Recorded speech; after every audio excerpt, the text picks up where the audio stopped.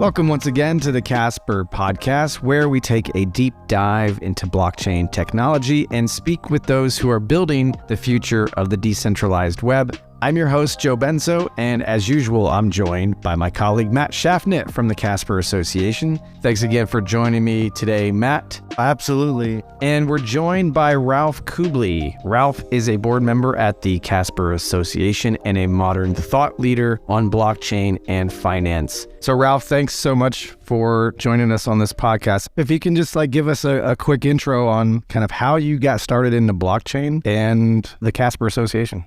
Yeah, thanks for having me. It's awesome to be here. So I got into blockchain because of Web 1, I would say. The internet just became touchable with research infrastructure, right, that I was using as a student. We were actually browsing text, so there was no graphic interface. And then when the graphical user interface came up, I started coding HTML. From 94 to 96, I was coding web pages, and it was a fun time. And then for some odd reason, I stopped. And then I finished my studies and I joined large corporations. But then I got distracted, as life does. I was very busy, worked a lot. And then in 2015, 16, I really came across Ethereum, and I came back into the space. I lived in the US. And in New York, there was a really interesting scene, and I witnessed firsthand debates between Bitcoin maximalists and Ethereum guys. So this was an interesting time, and the reason why I really got attracted to blockchain then was when I studied, I spent a lot of time on trust, and I spent a lot of time on trust in societies and economic systems. That's why I was really attracted, because this was now foundationally different than anything else, right? This new technology.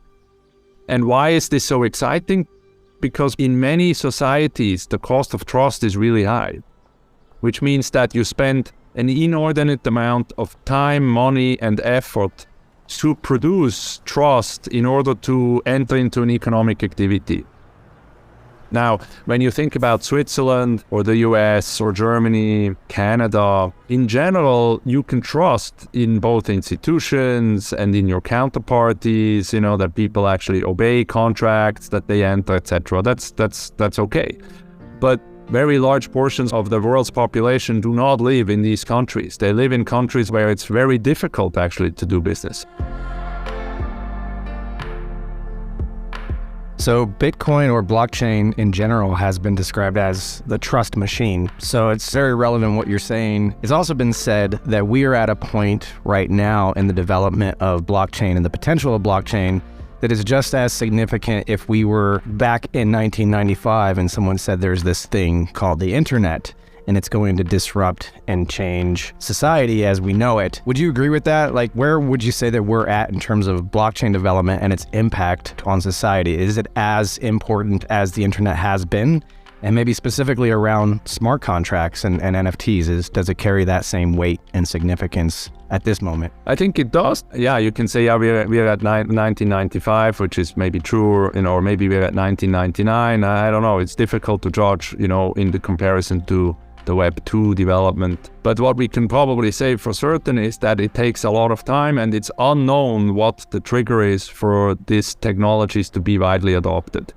Matt, what are you thinking about this? One thing that excites me about blockchain technology is the potentiality of it to really swing the pendulum back where we're focusing on the consumer and end user. Could we go back to this and talk about your experiences with that within the realm of how tech and the markets have evolved over your career? Because it's kind of been very broad. The reason why I'm so excited about solving some of the stickiest problems in finance with blockchain is because what I've laid out before, this reduction of trust. It's relevant in several ways. First, we put a lot of trust in central institutions everywhere, but in finance specifically, because, it's kind of critical that we can pay our bills and that we can save money and make investments.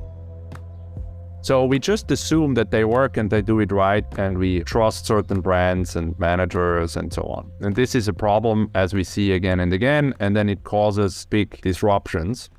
And I'm not just talking about fraud, I'm talking about the inability of certain organizations to calculate interest rates correctly, for example. So because blockchain and smart contracts offer observability, verifiability, and enforceability, this offers a lot of opportunity in finance to make the financial system even more trustworthy. And when you have more trust, cost of borrowing, for example, will be reduced because we have more trust in what's going on. So Ralf, where do you feel Casper fits into this evolution of the future of finance? And what is it about Casper that encourages you to continue to work on these hard problems? So recently, a developer asked me what makes Casper different. Casper is uncompromisingly permissionless. So while other chains and other infrastructures require you to access the chain through certain infrastructure that is provided by fairly centralized players, you have to use some of their infrastructure. That is not the case with Casper. It's very inexpensive to run nodes, and it's still relatively inexpensive to run a validator. The other aspect is that this technology has been built by technologists that have spent a lot of time in pretty significant projects in the Web 2 space. We want to provide an infrastructure that is well regarded by developers that want to have a platform where they can see that there has been thought going into this, that there is structure, and that it basically takes into consideration some of the developments and some of the insights in software development over the last 20 years.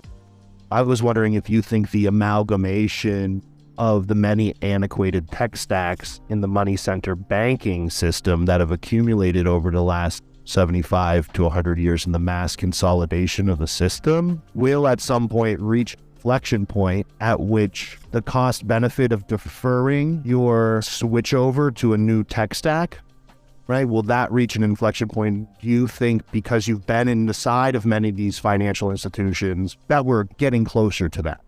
That's an interesting point.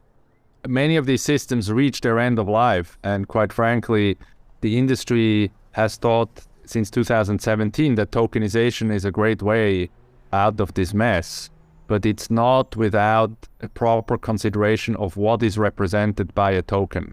This is the problem of blockchain and finance currently, that many actors do not consider carefully enough what the token is representing, and this is going to be an issue if it's not defined as a financial contract.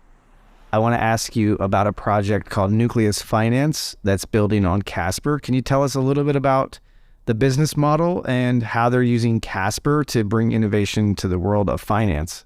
So Nucleus Finance is a joint venture between two firms. One is Casper Labs and the other one is a company called Ariadne. But at the heart of what Nucleus Finance wants to do is to bring this transparency to finance and solve the notion of verifying what kind of financial agreement, what kind of financial contract has been entered into.